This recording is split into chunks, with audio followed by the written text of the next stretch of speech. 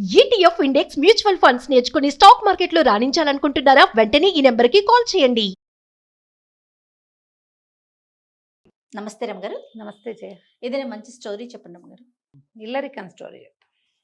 పూర్వమట ఓ పట్టణానికి చుట్టుపక్కల పల్లెలు ఉండేవిగా. ఒక పల్లెటూరులో శివయ్య గారని ఒక ఆయన ఉండేవాడు. ఈ శివయ్య గారికి జయదేవుడు అని కొడుకున్నాడు.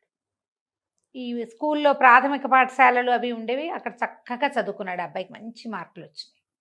బాగా చదువుకుంటే పై చదువులకి పట్నం పంపించాలనుకున్నారు. కానీ వాళ్ళ దగ్గర పెద్ద డబ్బు ఏమీ లేదు.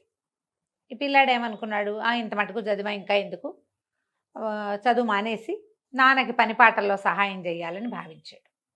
తండ్రికి ఒప్పుకోలే. ఊళ్ళో వాళ్ళందరూ అనేవాళ్ళు, అబ్బా మీ వాడు ఎంత తెలివిగలవాడో, ఏ చదివితే అది వచ్చేస్తున్న వాడికి, శాస్త్రాలు చదివించాలి, వాడిని అది చదివితే ఉన్నతాధికారి అవుతాడు, ప్రభుత్వాధికారి అవుతాడు, అట్లా అనేవాళ్ళు.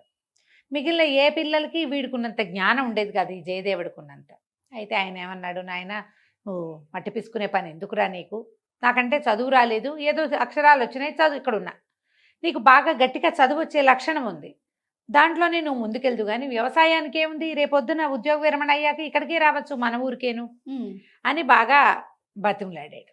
బతిమలాడి ఏం చేశాడు, పొలం తాకట్టు పెట్టి పిల్లవాడిని పై చదువులకి పట్నం పంపారు. ఆ పట్టణంలో ఏదో పెద్ద కళాశాల లాంటిది ఉంది. అందులో ఇంచుమించుగా ప్రప్రథముడుగా నిలిచాడు ఈ అబ్బాయి, ఈ జయదేవుడు. కళాశాల టాపు, ఏమంటారు, కాలేజ్ టాపర్గా ఉన్నాడనమాట. అయితే ఏ కళాశాలలో అయితే ఈ అబ్బాయి చదువుకోవటానికి వెళ్ళాడో దానికి ఈ మేనేజింగ్ ట్రస్టీలు, బోర్డులు, బోర్డు మంది ఉంటారు కదా జనము. ఆ ఉన్న వాళ్ళల్లో ఒక ఆయన ధనరాజు గారని, ఆయన మంచి ధనవంతుడు. ఆయనకు ఒక్కటే ఒక కూతురు ఉంది. ఆ ఒక కూతురు. సరే, ఈయన ఏమనుకున్నాడు, ఈ కుర్రాడిని చూస్తే ఆయనకి నచ్చింది, పిల్లాడు బాగున్నాడు, మన అమ్మాయికి ఈడైన వాడు, మరి చదువు అయితే బ్రహ్మాండంగా వచ్చింది, వ్యాపారంలో పెడితే ఈ తెలివితేటలకు ఇంకా వ్యాపారం వృద్ధి చెందుతుంది, ఉద్యోగం అయితే వ్యాపారం అయినా చేయించుకోవచ్చు, ఈయనకి పెద్ద పెద్ద వ్యాపారాలు ఉన్నాయి. ఈయన ఏమనుకున్నాడు, వీళ్ళ ఇల్లు వాకిలి అన్నీ కనుక్కున్నాడు. వీళ్ళకి తల్లిదండ్రులకి లేక లేక ఒక కొడుకు, ఒక పిల్లాడైతే బాధ ఏముంది. ఆయన ఆలోచించి ఓ రోజు రాబోయి మా ఇంటి భోజనానికి అని ఈ చదువు అయిపోయి ఇంకా గవర్నమెంట్ ఉద్యోగాలు ఏవో కొన్ని ఉన్నాయి, అప్పుడు నడిచేటువంటి జమీందారుల తాలూకు ఒక ఉద్యోగం ఏదో తీసుకున్నాడు. ఇంటికి రమ్మని పిలుచుకెళ్తే వాళ్ళ ఇంట్లో చక్కగా భోజనం పెట్టారు. ఈ ధనరాజు గారి కూతురు పేరు దీపిక. పిల్ల చక్కగా ఉంటుంది, అందంగా ఉంది, చక్కగా చలాకీగా కబుర్లు మాటలు మంచి చెప్తుంది. వాళ్ళ ఇంట్లో వంటలు బాగున్నాయి. ఈ భోజనాలు అవి అయ్యాక ఈయన ఏమన్నాడు, ఆ కుర్రాడు చెప్పాడు, ఎంతో బాగుందండి మీ ఇంట్లో వంట, అది బాగుందని చెప్పేసరికి రోజు తినసోయి మా అమ్మాయి చేతి వంట మా పిల్లని పెళ్లి చేసుకోమన్నాడు. పెళ్లి చేసుకుని మా ఇంట్లోనే ఇల్లరికం ఉండిపోదు కానీ అని అడిగితే ఈయనంటే అబ్బాయి ఒప్పుకోలే జయదేవుడు. అబ్బాయి కాదండి, మా అమ్మ నాన్నలకి నేను ఒక్కడనే కొడుకుని, ఇల్లరికం వచ్చి మీ ఇంట్లో ఉంటే మా అమ్మ నాన్నని నేను చూసుకునేది ఎట్లా, అదే కదా, అట్లా కుదరదండి, నాకు ఆసక్తి లేదు, మా అమ్మాయి నచ్చింది పాయింటే, కానీ ఇల్లరికం ఆలోచన మాత్రం నేను చేయను, మా అమ్మ నాన్నని సుఖపెట్టాలి కదా, మరి ఇంత పెద్దవాడిని అయ్యాను, ఇంత చదువుకున్నాను, ఏదో ఒక మంచి ఉద్యోగం ఉంది, వ్యాపారంలో అయినా నేను చేయగలుగుతాను, నాకు కుదరదండి అన్నాడు. అయితే ధనరాజు గారు అన్నాడు, దానికేముందో, మీ అమ్మా నాన్నలకు నువ్వు ఒకడవే కొడుకువి, మీ పొలం ఎటాగో సగం తాకట్లో ఉంది, కొంత పొలం ఉంది, అంతే కదా, మీ అమ్మా నాన్నతోటే మాట్లాడతాను, వాళ్ళు కూడా వచ్చి మనతోటే ఉండొచ్చు, హాయిగా అందరం ఒక్కప్పు కిందే ఉందాము అని లైన్లో పెట్టాడు. అయితే అబ్బాయి మా అమ్మా నాన్న ఒప్పుకుంటే చూద్దాంలేంటి అన్నాడు. ఈయన పోయి పెద్ద మనిషి తరహాగా ఆ పల్లెటూరు వెళ్ళి ఆ శివయ్య గారితోటి మాట్లాడాడు. లేక ఒక పిల్లని దూరం ఇవ్వటం ఇష్టం లేదు, మేము మాత్రం ఎవరిని చూసి బతుకుతాం, ఆ పిల్లకి పిల్ల చెల్లా కలిగారనుకోండి, వాళ్ళని పెంచుకోవడానికి దానికి బాగుంటుంది, అబ్బాయికి వ్యాపారానికి నేను మదుపు పెడతాను, అతను చిన్న ఉద్యోగంలో ఉండాల్సిన అవసరం లేదు, అంత తెలివైనవాడు, మీరు మా దగ్గరే ఉండొచ్చు, ఇలాంటివేవో చెప్పారు. చెప్తే వాళ్ళు బాగా ఆలోచించుకుని వాళ్ళు ఏమన్నారు, మనకి ఒక పిల్లాడు, ఇక్కడ వాడికి తోడా పాడా, అత్తారింట్లో ఉంటే వాళ్ళు ముద్దు ముచ్చట అన్నీ చూసుకుంటారు.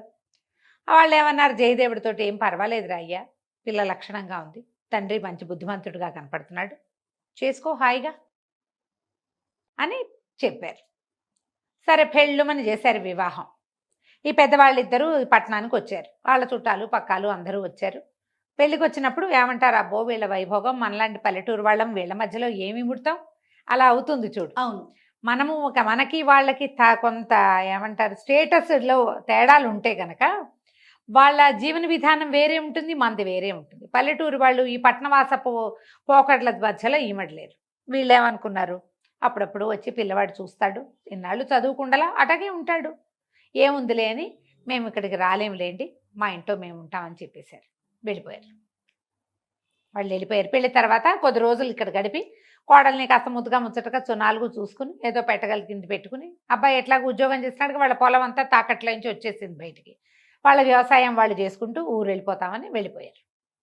ఒకరోజు ఏమైంది, 15 రోజులు నెల రోజులు గడిచిన తర్వాత జయదేవుడికి కొంచెం బెంగ వచ్చింది, మా అమ్మ నాన్న వెళ్ళిపోయారని. మామగారు ఏమన్నాడు, ఒక పనివాడిని పిలిచి, ఒరే ఈ డబ్బులు 1000 వరహాలు తీసుకెళ్ళి పల్లెటూరులో ఉన్న మా బావగారికి ఇచ్చిరారా అని వాడి చేతిలో పెట్టాడు. అది జయదేవుడు ఎదురుగుండానే చేశాడు.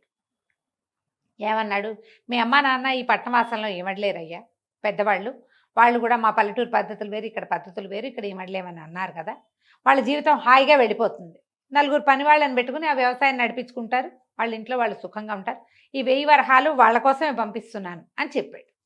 జయదేవుడు నమ్మి స్థిమితంగా ఉన్నాడు. అమ్మ నాన్నకి పని ఎలాగో చుట్టుపక్కల చుట్టాలు పక్కల అక్కడే ఉన్నారు, అవును, వాళ్ళ జాతి వాళ్ళంతా అక్కడే ఉన్నారు, వ్యవసాయానికి సహాయం నాన్నకి ఏముంది, డబ్బులు ఇచ్చి పంపించారు కదా, వాళ్ళే చూస్తారని ఊరుకున్నాడు. ఒక 8 నెలలో 10 నెలలో గడిచింది. ఉత్తరాలు పత్రాలు నడిచేవి తప్పిస్తే ఎవరో వచ్చిన మనిషి ఒకడు జాబ్ పట్టుకొచ్చేవాడు, మేము కులాసాగా ఉన్నాను నాయన, ఇలాంటివి కనపడేవి. ఈ అబ్బాయి స్థిమితంగా ఉన్నాడు, మామగారు ఏదో కొత్త బిజినెస్ డెవలప్ చేశాడు, ఈ అబ్బాయి మంచి జోరుగా అందులో ఉన్నాడు. దీపిక కూడా చక్కగా ఉండేది, భార్యాభర్త అన్యోన్యంగా ఉండేవాడు.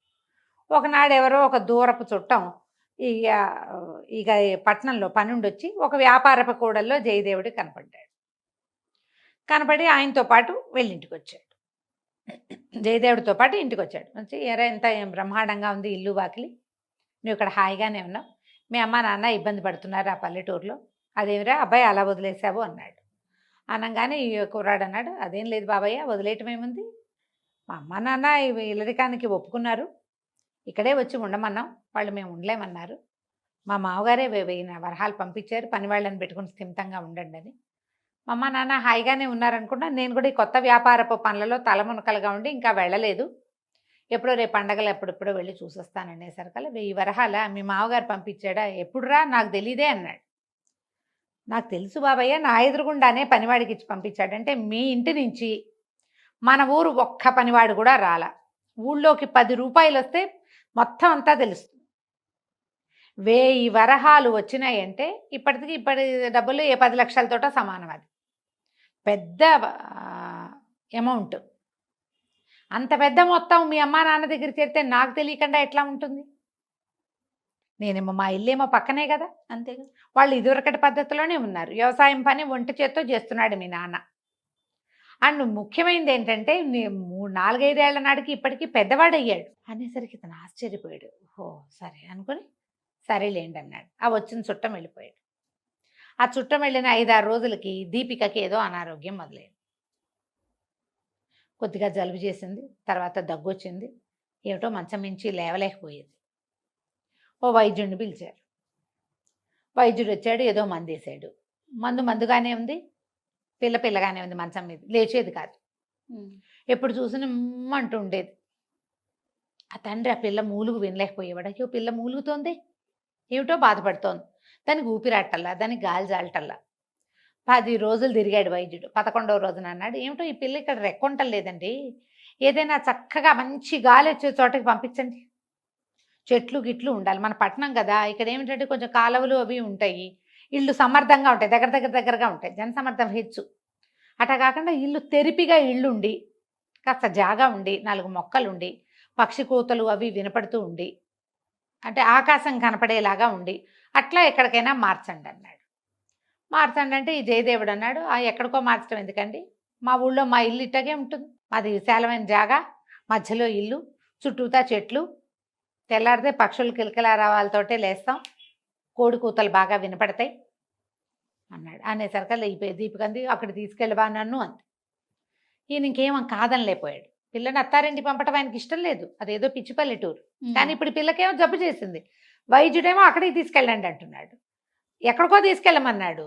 ఇప్పుడు చల్లగా ఉండే చోటికి తీసుకెళ్ళండి వేరే కథ చెప్పాడు అనుకో, ఆ కథకు అనుగుణంగా ఇక్కడ ఏం ఉండదు. కానీ ఈ జయదేవుడు ఊళ్ళో ఏమున్నాయో వైద్యుడు అవే చెప్తున్నాడు. ఇక ఆయన ఏం మాట్లాడలేకపోయాడు. బండి కట్టించి పిల్లని అల్లుండి పంపించారు. 10 రోజులైంది, 15 రోజులైంది, 20 రోజులైంది, నెల అయింది, దీపిక రాలా, జయదేవుడు రాలా వెనక్కి. తల్లి తండ్రి బెంగటిల్లిపోయారు పిల్ల కోసం. ఉమ్, మరి ఆ పిల్లని ఎక్కడికి పంపకూడదు అనుకున్నారు. అదే ఉత్తరాలు వస్తున్నాయి. ఒక ఉత్తరం ఎవడో మనిషి వచ్చాడు, బాగానే ఉంది, ఆరోగ్యం కొంచెం కోలుకుంది. ఎప్పుడు వస్తారు అని వీళ్ళు ఉత్తరం రాస్తే రావడం గురించి వాళ్ళ సమాధానం రాయటల్లా. 2 నెలలు గడిచిపోయినాయి. ఇక విసిగిపోయారు వీళ్ళు. ఆ పిల్లను లేకుండా ఉండలేకపోయారు అమ్మా నాన్న. ఓ బండి కట్టించుకుని వీళ్ళే ఆ పల్లెటూరికి పోయారు. పోయేసరికి ఈయన వెళ్ళేసరికి వాతావరణం ప్రశాంతంగా, పెద్ద విశాలమైన ఇల్లు, వాకిలి, వాకిట్లో ముగ్గులు, కోళ్ళు అవి తిరుగుతున్నాయి. ఓ పెంపుడు కుక్కుంది వాకిట్లో. బోలెడన్ని చెట్లు, వాటి నిండా పువ్వులు. అక్కడ ఇక్కడ ఓ దానిమ్మ చెట్టు, ఓ జామ చెట్టు, ఓ నేరేడు చెట్టు. వాటి మధ్యలో నుంచి కూతురు పరిగెడుతూ పువ్వులు కోస్తుంది కనపడింది ఆయనకి. పిల్ల చూస్తే ఆరోగ్యంగా నవనవలాడుతూ మన ఇంటి దగ్గర కంటే ఇక్కడే బాగుంది అనిపించేలాగా ఉంది. ఏమనాలో తెలియలే. ఇవాళ వారేమో రండి రండి అన్నారు. ఇంట్లో ఉన్నారు. పల్లెటూరు భోజనాలు ఏముంది, చక్కగా అప్పటికప్పుడు ఫ్రెష్గా కోసిన తోటకూర, అప్పుడే తెంపుకొచ్చిన వంకాయలతో కూరలు, భోజనాలు, పాలు, పళ్ళు, మజ్జిగ. పళ్ళకేముంటాయి, సిటీలో ఉండే పళ్ళు పల్లెటూళ్ళలో ఉండవు. ఏదో బొప్పాస్కాయలు, నేరేడుకాయలు అవి కాస్తాయి. ఇల్లు హాయిగా ప్రశాంతంగా ఉండటం, అత్తామామ ఈ పిల్లల్ని పరమ ముద్దుగా చూస్తున్నారు. ఎండకన్నేరక్కండా పెరిగిన పిల్ల మరి ఇంత దూరం వచ్చిందని. ఒక 3-4 రోజులు పోయాక ఆయనకి సిగ్గేసింది. అమ్మ ఏమంది, అమ్మమ్మ ఎప్పుడు వెళ్ళిపోతాం మేము, ఇంటికి వస్తావా, నువ్వు ఎప్పుడు వస్తావా అని. ఎందుకు నాన్న ఆ ఊర్లో పడి ఉండటం, ఇక్కడే హాయిగా ఉంది కదా, మీరు కూడా ఇక్కడే ఉండండి అనేసింది కూతురు. ఆయన డబ్బులు పంపలా, ఉమ్, ఊరికే అల్లుడిని ఉలిపుచ్చుకాలు ఆడాడు అంతే. ఆయన కాస్త మొహమాట పడి అల్లుడిని పక్కకి తీసుకెళ్ళి, బాబు నన్ను క్షమించు, మీ అమ్మా నాన్నని ఉంచుకునే ఉద్దేశం కానీ, మా పిల్లని మీ ఇంటికి కోడలుగా పంపే ఉద్దేశం కానీ నాకు లేవు. మాకు ఇల్లరిక పల్లుడు కావాలంతే, మా పిల్ల మాతోటే ఉండాలనుకున్నాను. కానీ మా ఇంట్లో కంటే పిల్ల ఇక్కడే ఆరోగ్యంగా, ఇక్కడే సంతోషంగా ఉంది. దానికి లభిస్తున్న గౌరవం మర్యాద చూస్తే కన్నవాళ్ళం మేము ముద్దే చేస్తాం. గౌరవ మర్యాదలు మా వల్ల లభించవు, అత్తవారింట్లో దానికి లభిస్తున్నాయి. నన్ను క్షమించు, నేను మీ అమ్మగారికి వాళ్ళకి ఏం డబ్బులు పంపలా, వాళ్ళకి అలవాటైంది, వాళ్ళు అలాగే ఉంటారులే అని అనుకున్నాను. నాకు బుద్ధి వచ్చింది, మీ ఇంట్లో నేను ఎట్లా ఉంటాను, ఇక్కడే ఏదైనా జాగా చూడు, ఓ ఇల్లు వాకిలి కట్టుకుని మేము ఇక్కడే ఉంటాం, మా పిల్లని మేము రోజు కంట చూసుకుంటూ ఉంటాం, మా పిల్ల మీ ఇంట్లోనే ఉంటుంది, మాకు ఇల్లరికం వద్దు, పిల్లలు పుడితే ఓ పిల్లల్ని మేము కూడా పెంచుతాం అని అన్నాడు. అన్నాక వీళ్ళ ఇంటికి కొంచెం అవతలగా ఉన్న ఒక ఎగువని ఉన్న ఒక స్థలం కొన్నారు.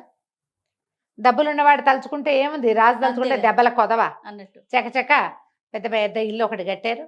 దీపికకి 4-6 పిల్లలు పుట్టారు. వాళ్ళ అమ్మా నాన్న వీళ్ళమ్మా నాన్న హాయిగా కలిసి పెంచుకున్నారు. అబ్బాయి అప్పుడు నెలకొకసారి వెళ్ళి వీళ్ళకి ఇల్లు వాకిలి ఉన్నాయిగా, వ్యాపార పనులు చూసుకుని మళ్ళీ వెనక్కి తిరిగి వచ్చేవాడు. హాయిగా ఉన్నారు. పెళ్ళిళ్ళు చేసేటప్పుడు ఆలోచించుకుని చేసుకోవాలి. చూడు ఎంత హాయిగా ఉందో కదా, చాలా కలికంచికి బాగుంది. మనం ఇంటికి. నమస్తే రమ్య గారు. నమస్తే చెయ్యి.